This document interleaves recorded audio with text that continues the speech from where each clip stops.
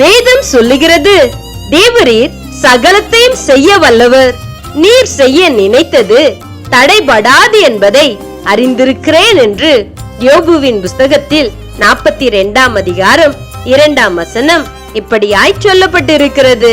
என் அன்புக்குரிய தேவனுடைய பிள்ளையே, யோபு தேவனுக்கு பயந்து உத்தமனும் சன்மார்க்கனுமாயிருந்தார்.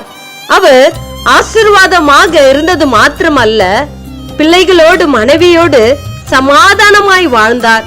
ஒரு நாள் யோபுவின் வாழ்க்கை தலைகீழாய் மாறியது. யோபு எல்லாவற்றையும் இழந்தார்.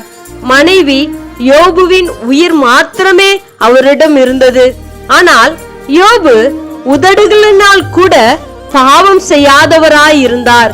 யோபு தேவன் யார் என்பதை அறிந்திருந்தார். தேவனை அறிந்திருந்ததினால் எல்லாவற்றையும் ரெட்டிப்பாய் அவர் பெற்றுக்கொண்டார்.